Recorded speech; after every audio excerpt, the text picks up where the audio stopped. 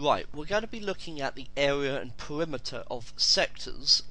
I'm going to show an example in degrees, and then I'm going to show an example in radians. So here's our first sector, 110 degrees, 15 centimeter radius. Now, the area of a sector is a fraction of the area of a circle. So the area of a circle, must be remembered, is not given to you, is pi r squared. Now, because it's a fraction of the circle, the fraction is the angle, 110 degrees, okay, out of the 360 all the way around. That is your fraction. So it's a fraction of the area of the circle. So r is 15, okay, so is 110 over 360 times by pi times 15 squared, which is approximately equal to 216. Oh, no, let's try that again. Okay, bear with me one moment, get rid of that.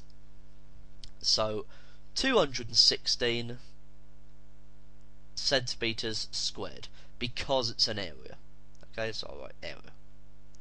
Now, if I'm going to look at the perimeter, now you can't forget that it is radius, arc, radius, all added together.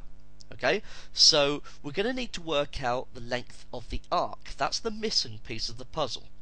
Now, the arc is a fraction of the circumference.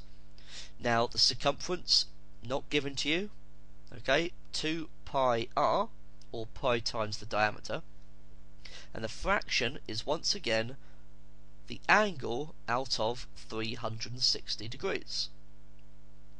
Okay, so this will be the arc.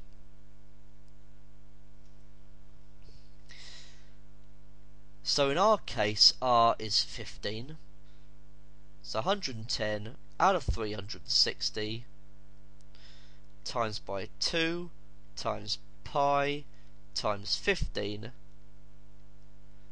and that is roughly equal to 29 centimeters. Okay, so that's the length of the arc. So the actual perimeter is 15 plus 15 plus 29, which is 59 centimeters. Okay, so remember that when you're answering these types of questions, please write out the whole calculator display. I know I haven't here, but in the exam you must, really, and then round to a suitable degree of accuracy, unless it's already been stated. Okay, so that's degrees done. Here's another example now. We're now working with radians. Now you can see the only difference here, we're still in centimeters along the sides, the difference is the angle, and it's 0.9 to the c. Now the little c, that represents radians. Now the area of a sector for radians, now you're not going to be given this, okay, now you can work it out or you can remember it, it's up to you. The area is a half times the angle times r squared, or 1/2 theta r squared. Now you would have seen where this comes from in class. I'm just going to use this formula, okay? Not given to you the formula booklet, you either remember it or derive it. So that's 1/2 times 0.9 times 11 squared, which is equal to round about 54 centimeters squared. Okay, Now, just like with the previous example, we now need to work out the length of the arc in order to determine the perimeter.